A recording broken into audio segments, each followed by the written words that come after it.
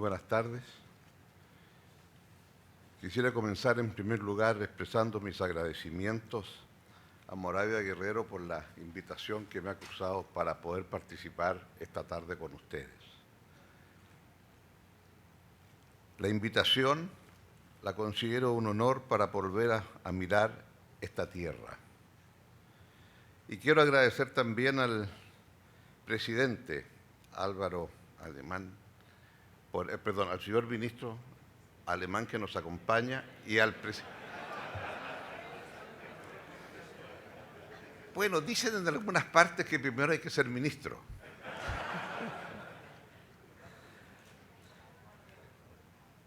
Y de igual manera al señor Antonio Murat. Tengo una relación un tanto antigua con el Canal de Panamá y muchos de ustedes tal vez lo saben. Me tocó participar de alguna emisión internacional en la época de la implementación de los tratados Torrijos-Carter. Y llegué acá en una misión de Naciones Unidas en aquel entonces y nos tocó interiorizarnos de la culminación de esos tratados, la forma en que se iba a producir la reversión, los debates que había si los panameños realmente serían capaces de administrar el canal, si era posible que después de 10 años en que la nueva autoridad dirigida por un ciudadano norteamericano y con un subdirector panameño iba a ser con posterioridad asumida ahora por un presidente panameño y un ciudadano americano como su segundo. Y luego, con el inicio del nuevo siglo, comenzaba entonces la administración plena por parte de Panamá. Me ha alegrado de escuchar estas referencias que se ha hecho a 1975 y la necesidad de un nuevo canal con administración panameña. Porque en aquellos tiempos estábamos lejos de imaginar el desafío que ustedes iban a plantear a partir de finales del siglo pasado, de la posibilidad de tener una ampliación del canal. Y ahora entonces, el ser invitado acá es un poco como volver a mirar por el espejo retrovisor a los debates de finales del 70. ¿Vamos a aplicar la ley panameña en la zona del canal? Y si aplicamos la ley panameña, ¿qué va a pasar con los ingresos del canal? Cuando los salarios en la zona americana eran 5 veces los salarios de la zona panameña. ¿De qué manera se podía hacer aquello sin disminuir los ingresos del canal que se transformaban simplemente en un subsidio de Panamá al resto del mundo, si aplicábamos íntegramente lo que allí se decía? Eran desafíos importantes y pertinentes, y participamos de aquellos con el interés de ver un país que se ponía de pie y se sabía capaz de administrar con autonomía lo que se estaba logrando a través de esos tratados. Y por ello entonces, cuando se me invitó a participar acá y después de la ampliación del canal, ¿qué? Oportunidades y barreras. Me pareció que cuando a renglón seguido se decía lo que acabamos de escuchar, cómo profundizar sectores logísticos, turísticos, industrial, agropecuario, cómo abordar el tema de la alianza público-privada para estos nuevos desafíos. Y aquí entonces hoy de nuevo hay una etapa distinta que se inicia con la ampliación del canal. Es cierto, lo han dicho los oradores que me han precedido, la riqueza de un país está formada de muchas maneras, comenzando por la calidad de su gente, pero la riqueza de un país también es la situación geográfica del país. Y así entonces, desde que el hombre llegó aquí en este istmo, ha habido un canal de comunicación de uno a otro lado por distintas formas. Y claro, uno siempre se pregunta por qué algunas sociedades aprovechan esa riqueza y otros no. Cuando Europa descubre Catay, China, allá en el siglo XV, XVI, XVII, ¿por qué fue Venecia y no Rávena o Génova la que fue la capaz de proyectarse con esa nueva ruta y entender que allí, por Venecia, era el canal de comunicación entre Europa y Catay. Hay muchas respuestas para ello, pero a través de la historia han sido pocos los que han entendido esa capacidad de aprovechar esa riqueza geográfica. Y las reflexiones que se acaban de hacer respecto de Holanda y el puerto de Rotterdam y esos 45 kilómetros me ahorran mayores comentarios. Siempre he pensado como chileno, la fruta que exportamos a Europa, ¿quién tal vez se beneficiará más de ella? ¿Los agricultores chilenos al vaivén de la agricultura, las sequías y las lluvias? ¿O los amigos holandeses que son los que encargados de, a partir de Rotterdam, colocar esa fruta a lo largo de las distintas ciudades de Europa? ¿Es la geografía? ¿Es el puerto? ¿Es la eficiencia en la utilización del mismo? Y sí, hoy en la mañana tuve el privilegio de ser invitado a ver las obras. Y uno no puede menos que decir, pero ¿aquí qué se ha hecho? ¿Qué capacidad tuvo el hombre de incorporar conocimientos a esta obra de una manera inconcebible antes? En que le explican que el cemento tenía que ser distinto de aquel que en el pasado había, porque si no, entonces la necesidad de impermeabilizar tiene características especiales. ¿Y qué decir del acero y las características? ¿Y cómo entonces era necesario ver cuánto de las aguas del agua dulce se podían contactar con el agua salada del mar y en qué proporciones para poder mantener el ecosistema? Ah, es que son planteamientos inconcebibles 100 años atrás con el canal de 1914. Entonces es aquí donde me parece que así como en 1914 hubo un punto de inflexión con la creación del Canal de Panamá, sí, ustedes lo conocen bien, ese punto de inflexión ahora es con este nuevo canal. Y es aquí entonces donde me parece tan importante el que en esta segunda mitad del siglo XX, al inicio después de la Segunda Guerra Mundial, viene ese crecimiento vertiginoso del comercio mundial, sí, es cierto, particularmente en el Atlántico Norte, y es cierto, particularmente el grueso de ese comercio en el hemisferio norte, donde están los países más desarrollados, o después, en el caso Japón, China, los más numerosos. Pero es allí entonces donde comienza un proceso que no deja de ser interesante, porque ese canal de 1914, que estuvo a punto de ser un otro canal, pero más bien por razones geopolíticas de una eventual guerra que se aproximaba. Y me refiero a los intentos del presidente Roosevelt allá por 1939 de tener una nueva forma, pero básicamente ¿para qué? Para defender las instalaciones del canal, digámoslo francamente. Pero ello no fue posible. Antes llegó la guerra y después de la guerra Estados Unidos fue capaz de tener una flota poderosa a ambos lados del océano que baña sus costas, en el Pacífico y en el Atlántico. Antes el canal era esencial para que esas flotas pasaran. Y ello entonces me lleva a decir, bueno, ¿y ese comercio que empieza a crecer tan vertiginosamente? Claro, conduce a lo que aquí se acaba de mencionar, el establecimiento del GATT, el Acuerdo General de Tarifas y Aranceles de 1948. Y desde los tiempos de la creación del GATT, para establecer una institucionalidad respecto de las tarifas y el comercio mundial, hasta hoy, 37 veces se ha multiplicado el comercio desde el año 48. Y en el grueso, a partir de que la sucesora del GATT, la Organización Mundial de Comercio, a partir del 2002, tenemos entonces un crecimiento igualmente vertiginoso. Digámoslo, abuelo de pájaro, por alguna razón que algún economista o algún econometrista debiera explicar, las razones por las cuales por cada punto del Producto Mundial que aumentaba, ese punto aumentaba 2 veces desde el punto de vista del comercio. Y en consecuencia, para reglar las normas ahora de este comercio, la Organización Mundial de Comercio entra entonces a la denominada Ronda de Doha. y todos somos conscientes de lo que ocurrió con Doha, la ronda que se llamaba el desarrollo, que no ha culminado exitosamente sino hasta hace muy poco tiempo, con Bali y con posterioridad el acuerdo de facilitación de comercio. Es allí entonces donde ocurre una nueva forma de poder ir viendo cómo avanzamos en este sentido.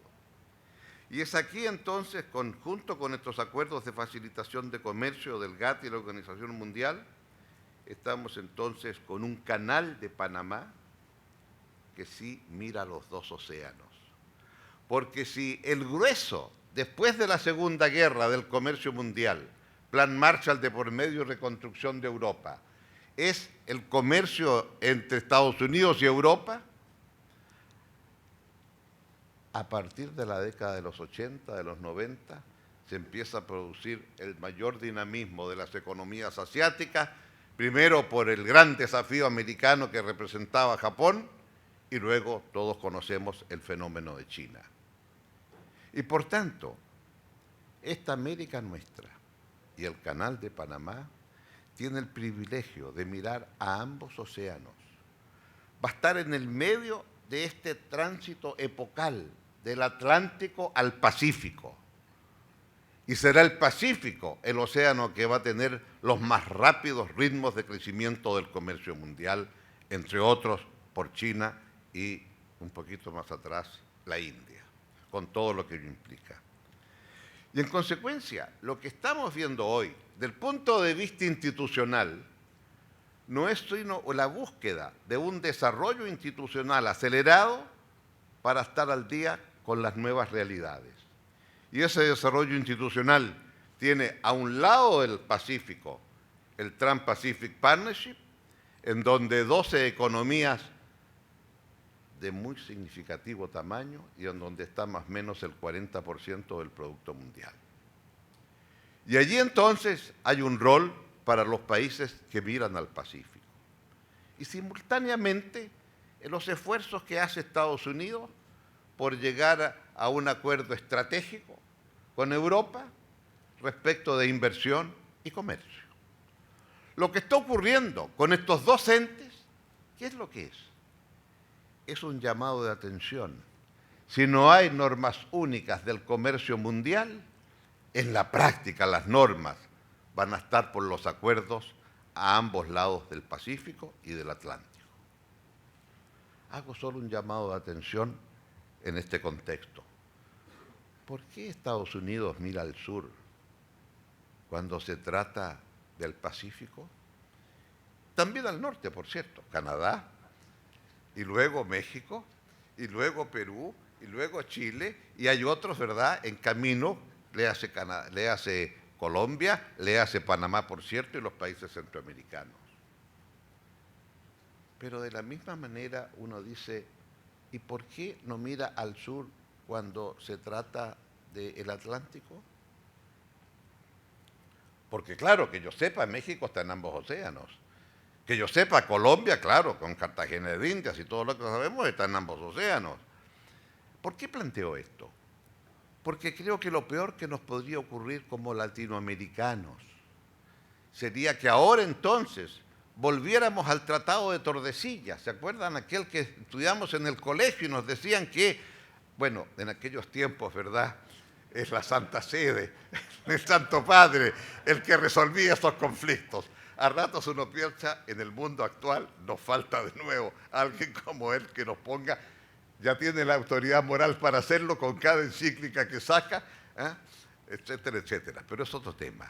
Pero sí creo que es tan importante el comprender que en este momento no podemos pretender que la convergencia de América Latina se hace porque unos miramos al Pacífico y otros miran al Atlántico.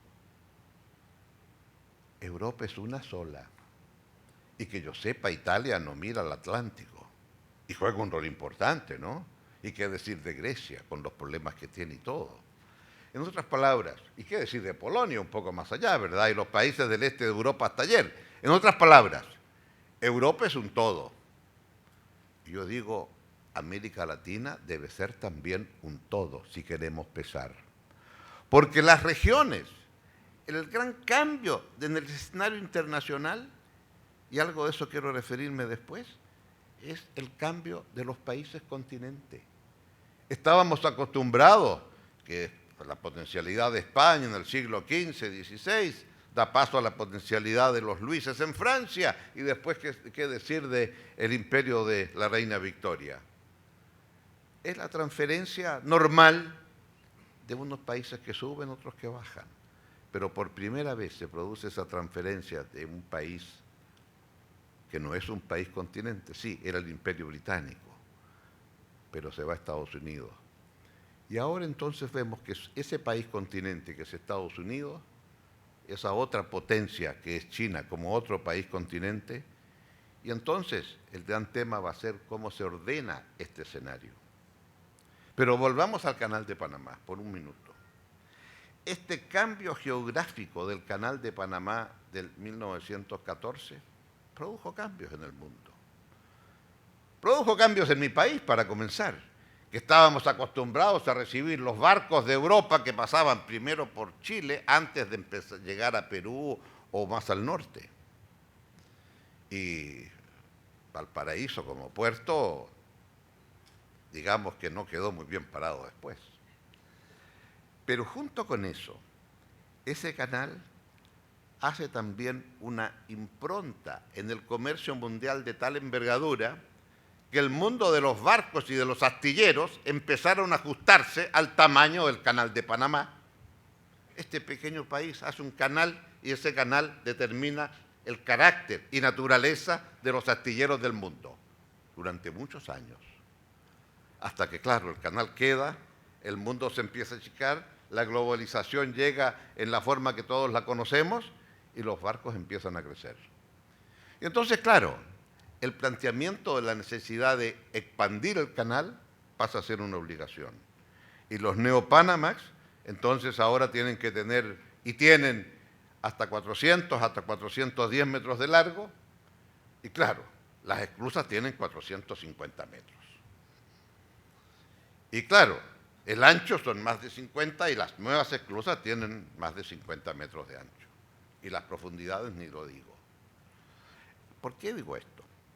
Porque creo entonces que aquí lo que hay es que se aumenta la capacidad, pero en respecto a la carga, y con razón se hacía esta referencia, es casi más de 3 veces lo que está pasando.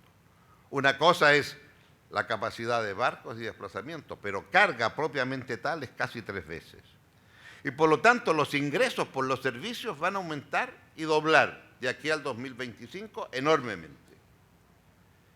El tema fundamental, yo creo, es que estos ingresos, que para comenzar serán superiores a los 2.500 millones de dólares, van a significar también un cambio fundamental en las rutas de navegación. Y ese cambio, que va a tener lugar aquí, en el canal, también está teniendo lugar en otras rutas de navegación entre Europa y el Asia, y que tiene que ver con el calentamiento global y su consecuencia en el cambio en el océano Ártico. Entonces, ojo, aquí hay dos fenómenos simultáneos. El que ustedes están generando por la obra del hombre, del ser humano, con esta nueva tremenda empresa, y el que por el descuido del ser humano con lo que es los gases de efecto invernadero, y que el Ártico, como bien sabemos, a diferencia de la Antártica, que es un continente con tierra y con hielo arriba, el Ártico es solo hielo. Y por lo tanto, el Ártico está ya en la práctica desapareciendo y dando paso a una nueva ruta de navegación. ¿Cómo nos vamos a ajustar? ¿Cómo va a cambiar el concepto del globo terráqueo que tenemos y que nos han enseñado de que las rutas del Polo Norte y del Polo Sur no están abiertas a la navegación? Pero las del Polo Norte van a estar y ya están. Y los movimientos que uno ve de las grandes potencias y colocando barcos, submarinos y cosas allí por algún tiempo, y otros dirigentes políticos que van a hacer visitas por allá, es simplemente la preparación de decir, bueno, queremos también que estas rutas de navegación que se van a abrir, queremos tener algo que decir respecto de nuevas rutas. Entonces, uno visualiza que aquí va a haber dos rutas que van a cambiar el esquema y cómo van a interactuar unas con otras. Pero lo importante, me parece a mí, que surgen dos preguntas fundamentales a futuro respecto de este canal. El primero, yo diría, muy consecuencia de lo que es los cambios que se están generando en el nivel de crecimiento mundial y en donde efectivamente ahora los barcos que usen este canal, que ahora no lo pueden, tienen que dar la larga vuelta para poder llegar hasta el Asia desde Europa, cualesquiera otras rutas que usan, pero usar este canal les significará ahorrar 12.700 kilómetros. 12.700 kilómetros son muchos kilómetros, pero más importante, ahorrar el desplazamiento para un barco por 12.700 kilómetros significa una contribución de este canal a disminuir la emisión de los gases de efecto invernadero de esos barcos que hoy día tienen que andar 12.700 kilómetros más. Y yo diría una tarea que me parece que sería interesantísima. ¿Cuánto va a ser la reducción de los gases de efecto invernadero gracias a la utilización de este nuevo canal? ¿Y por qué lo digo? Porque creo que en 10 años más, 15, 20 como máximo, vamos a ir al supermercado a comprar los alimentos, a comprar determinado tipo de mercaderías, todas ellas van a estar con el precio igual que hoy día, y luego más abajo va a decir cuál es la trazabilidad de ese producto que está comprando en materia de emisión de gases de efecto invernadero. Y usted entre este producto y este otro va a tender a preferir el que emite menos. No es indiferente entonces si ese barco va a cruzar por el canal o para no pagar los peajes va a querer entonces dar la vuelta y hacer la ruta larga. Pero los productos que vayan por la ruta larga van a ser sancionados porque son productos que contaminan más. Vale decir, después de la conferencia de París de diciembre, el tema de la trazabilidad de la huella de carbono. Vengo de Chile, producimos cobre, algo voy a decir después de eso. Pero ese cobre, depende usted qué electricidad usa. Ah, tiene solar, porque está en el desierto. En buena hora, no contamina. Ah, a carbón, ese cobre contamina. Y los grandes compradores de cobre están señalándole a las grandes empresas que quieren que en el futuro, de aquí a 5 años, se preparen porque quieren que esté la huella de carbono por tonelada de cobre. ¡Ja! En ese momento el cobre dejará de ser una commodity que tiene un precio en Londres. Habrá un cobre más caro que emite menos y un cobre que emite más y será más barato. Así va simple. Y entonces un país que tiene cobre no le va a ser indiferente la tecnología con que se explote ese cobre. Entonces, acá hay un elemento muy central en esta forma de mirar el tema del canal de ustedes. Y decirle, este es el canal que contribuye a este otro efecto. Y me parece a mí que es un tema muy importante cómo se es capaz de plantear con fuerza a futuro. Dicho esto, volvamos a China y su crecimiento. Sí, es cierto. China, para volver a crecer, quiere ahora mirarse hacia adentro, tratar de sustituir muchos productos intermedios que hoy importa y ver si los puede, la vieja sustitución de importaciones. Segundo, si quiere tener un elemento central en el dinamismo de su economía interna, el elemento central va a ser el consumo de los chinos en China más que la exportación. Y por lo tanto uno puede decir, probablemente vamos a tener una disminución en el ritmo, el rol que juega China en esta materia. Hay, sin embargo, un segundo elemento que me parece igualmente importante y es el tema de Internet y la economía digital que empieza a emerger. Porque lo que ocurre es que desde el punto de vista de las nuevas tecnologías, el tema del Internet de las cosas, que es la gran revolución que viene y que está en pleno desarrollo, y a través de la tecnología de tener la capacidad de producir a partir de la tecnología de las informaciones en 3 dimensiones, la vieja, hoy día vieja, línea de transmisión para la producción de muchos bienes va a pasar a ser reemplazada por la transmisión de datos de manera que usted pueda producir el producto en su casa, exagerando un poco. No sé cuántos de ustedes leyeron una noticia que aparecía como noticia curiosa y la conté yo fascinante. Un par de europeos, entiendo que un alemán, eran 2 alemanes, que fotografiaron la Nefertitis en el Museo de Berlín y optaron por mandar esta Nefertitis fotografiada en 3 dimensiones, se trasladaron a Egipto y le entregaron entonces al ministro de Cultura de Egipto un pequeño elemento computacional y le dijeron, aquí está para que usted reproduzca la Nefertitis tal cual.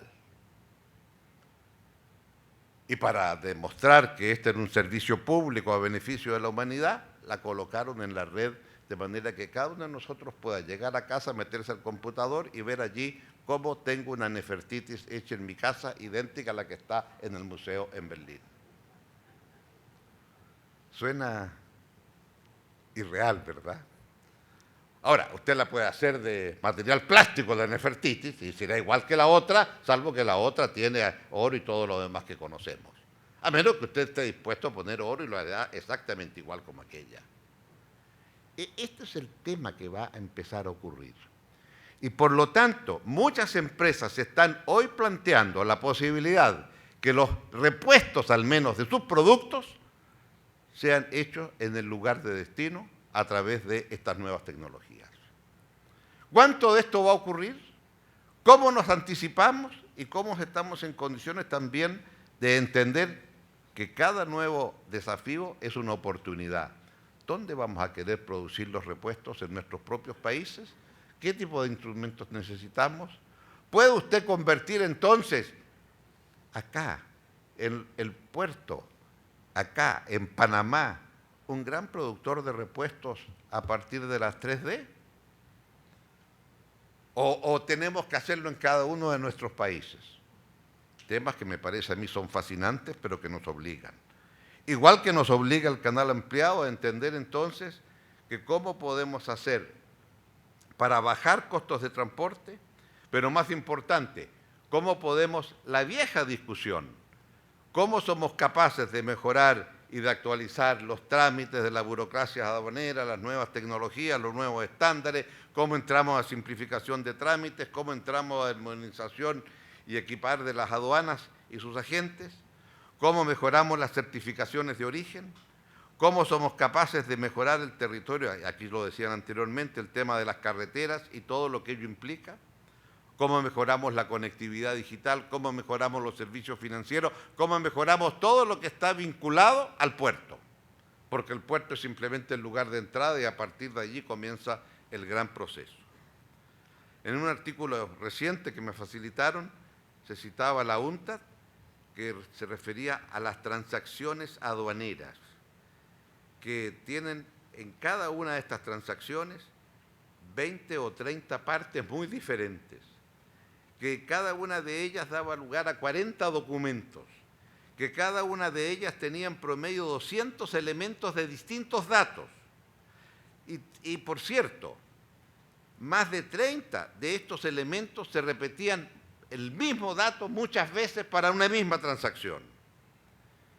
Entonces, claro, hay acá todo un tema logístico de por medio y en donde en temas logísticos estamos sí muy atrasados. Porque los países latinoamericanos en términos logísticos, está Chile, está Panamá, está México, pero en posiciones número 40, 45, etcétera, respecto a los países avanzados, que son básicamente los países Estados Unidos, los países europeos, Japón y otros. Hay entonces mucho que hacer. Y en este sentido me parece mucho más atrás. Sin embargo, creo que la creación del canal, esta nueva ampliación, nos obliga a plantearnos una forma distinta de mirar a nuestra región. ¿Cómo somos capaces los latinoamericanos de crear cadenas de valor? Hoy lo habitual es que una misma empresa transnacional, para un mismo producto, ese producto es resultado de una cadena de valor en distintos países que los junta en un determinado lugar y ahí está la zapatilla Adidas. Pero algunas de estas zapatillas, la cadena de valor está en más de 40 lugares distintos. ¿Cómo estamos en condiciones de crear a partir de lo que tenemos? Quiero decir un solo ejemplo, y por eso les dije lo del cobre en un momento. En Chile, 1/3 de la producción de cobre del mundo tiene lugar en Chile, 1/3. En Chile, más o menos, gastamos aproximadamente 800 millones de dólares en distintos bienes de capital anualmente para este tercio. Perú está creciendo rápidamente en materia de cobre, Colombia también, algo los países centroamericanos. Entre todos nosotros, esta América Latina produce más del 50% del cobre del mundo. Prácticamente no producimos ni una tuerca de los bienes de capital que se usan. Y los países que ayer fueron mineros, los escandinavos, sí, alguien me va a decir hay que ser escandinavo para eso. No, los escandinavos son los que nos venden los bienes de capital. ¿No es posible aprender un poco de los amigos chinos que usted llega con esto y le dice, sí, me parece muy importante, pero la próxima vez que le compre una partida de autos de tal marca, por favor me los produce aquí? Estamos en condiciones de plantearnos. Cuando uno ve lo del canal hoy día, uno dice, pero ¿y por qué no somos capaces de avanzar a otros campos? Y poner entonces creación de cadenas de valor. La CEPAL ha planteado la posibilidad de un conjunto de ámbitos donde los países nos podemos integrar, a partir del sector privado, ciertamente, pero con un empuje del ámbito público, para combinar la creación de algunos productores de bienes de capital y poder dar un salto del punto de vista de la integración como hasta ahora lo conocemos. Y aquí entonces viene el segundo tema, emprendimientos comunes en materia de negociación internacional. ¿Por qué? Porque de los 3 bloques que emergen con claridad en el mundo de hoy, el bloque de Asia, capitaneado por China, el bloque de Estados Unidos, el bloque de la Unión Europea. Frente a esos bloques, ¿qué capacidad tenemos nosotros, Alianza del Pacífico? ¿Qué capacidad tienen los otros, Mercosur, etcétera? Y aquí quisiera avanzar algo, a lo mejor un poquito osado. Todos nuestros países de América Latina y el Caribe, con las excepciones que voy a indicar, tienen un acuerdo con Europa. Lo tuvo México, así ya fue el primero del que tuvo un acuerdo con Europa. Después siguieron otros países. Centroamérica lo tuvo el 2010, Nicaragua incluido. El CARICOM lo tuvo el 2008. Colombia lo terminó hace poco. Perú y Chile lo tienen. Y ojo, cuando usted hace un acuerdo con Europa, el acuerdo es comercio, pero el acuerdo son básicamente cuotas de comercio, a diferencia de Estados Unidos que usted accede cuando accede a todo el mercado, ¿no? En Europa usted tiene cuotas y le dan cuotas. Estábamos muy orgullosos los chilenos, nos dieron una buena cuota en carne. Ningún frigorífico en Chile pasaba el test de la Unión Europea, o sea, firmar el acuerdo es lo fácil. Después tener que cumplir los estándares que le exigen es otra historia, pero eso es otra historia para otra conferencia. Lo que sí quiero decir es que ahí hay cuotas, denominación de origen, por cierto. Si todos los países hoy tenemos un acuerdo, y los países de Mercosur hoy, le hace Argentina, Uruguay, Paraguay, Brasil, están mirando con otros ojos la posibilidad de un acuerdo con Europa. Entonces, eso querría decir que solo Venezuela y Bolivia no lo tendrían. Ecuador lo tiene. Ecuador en un instante dado, el presidente Correa, muy práctico, pidió un informe a CEPAL. ¿Qué me conviene, entrar a Mercosur o entrar al acuerdo con Europa? Sacaron los cálculos y le dijeron Europa. Arregló con Europa.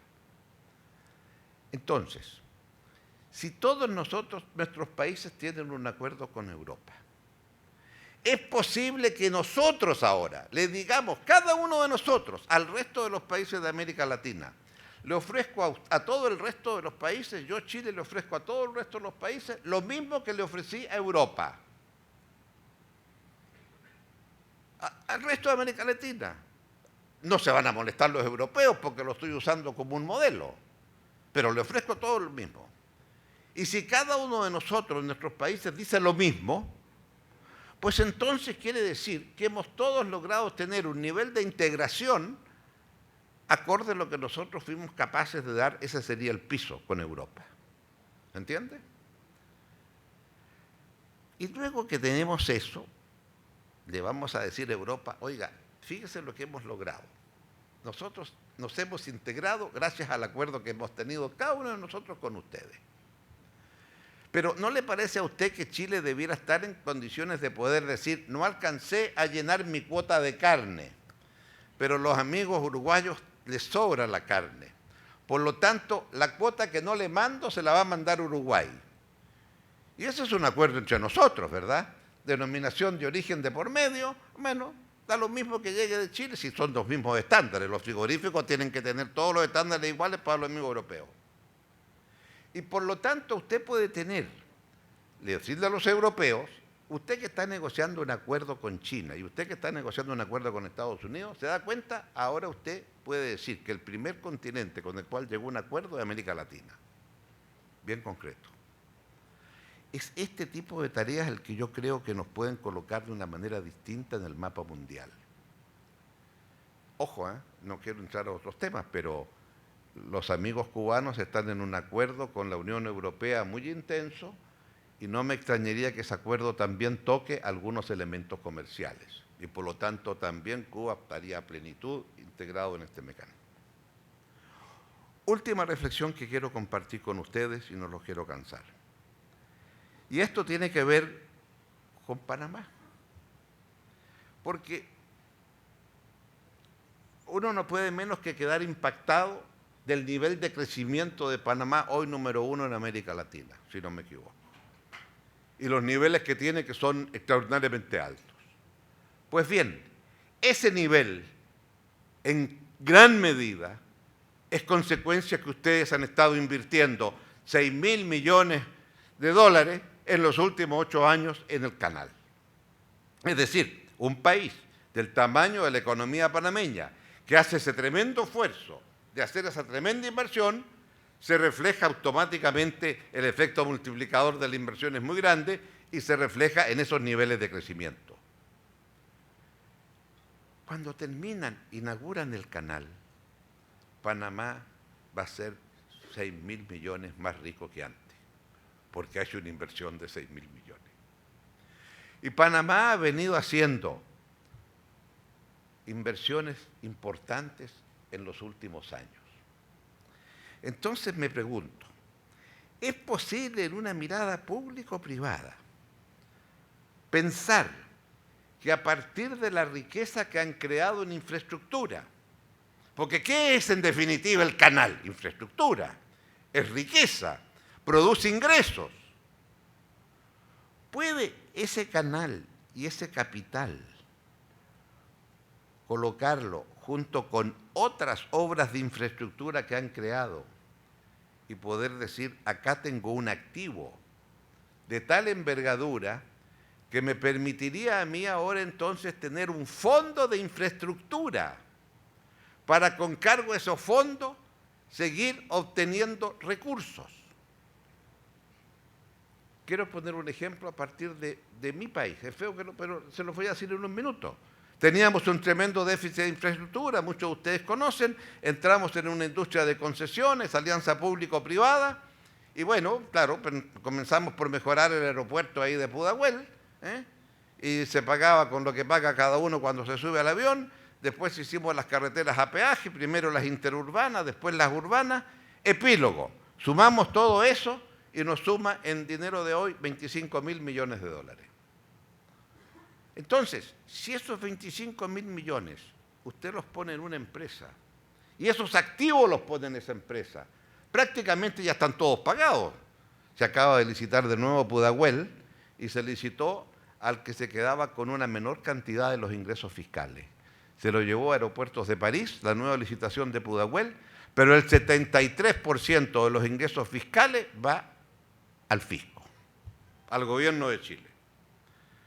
Claro, yo sé lo que es ser director de presupuestos, sé lo que es ser ministro de Hacienda y por lo tanto siempre falta la plata y por lo tanto bienvenido sea el 73% de los ingresos de Pudahuel, que ahora, antes era mucho menos, por cierto, porque había que hacer el aeropuerto de Pudahuel. Ya se hizo el aeropuerto, lleva 12 años, etcétera, ¿no? Entonces, ¿qué pasa si ese aeropuerto es parte de esta industria como un bien, un activo? Y le pongo las carreteras, la mayor parte están llegando ya a su época de vencimiento y tienen.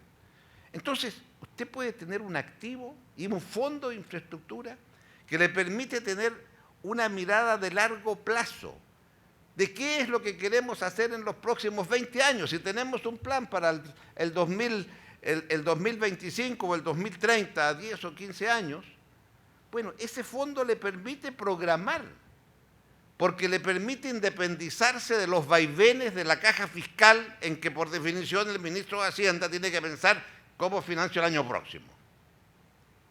Entonces, la idea de decir es posible tener un fondo de esta naturaleza ahora que han culminado esto, para mantener un cierto ritmo de inversión en los distintos ámbitos, porque si usted piensa en grande infraestructura, ¿verdad?, será la infraestructura digital, que es muy importante. Si piensa en grande infraestructura, pensar ciudad. Si piensa en grande infraestructura, ¿qué decir con los parques?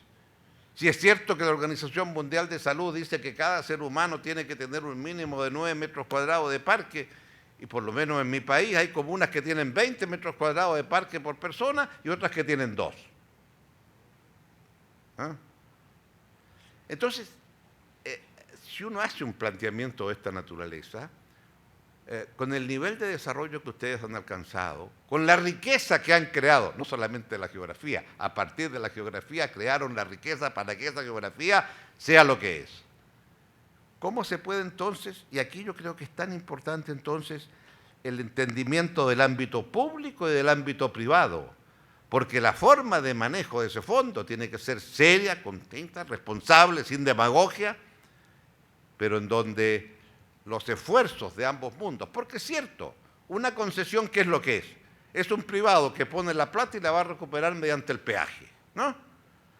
Pero el BOT, Building, Operate and Transfer, ok, si eso es así, bueno, ¿cómo lo hacemos hacia adelante a partir de lo que ya creamos? Y es allí entonces cuando venía acá decía, y de esa manera usted puede mantener el ritmo.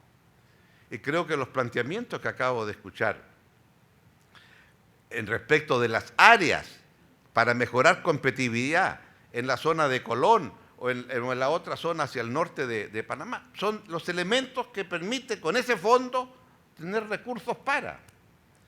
Y de manera entonces que sea viable que este paso tan importante que ustedes están dando al inaugurar el canal, la visión que se tuvo el 2006, 2007 y decir vamos a esto.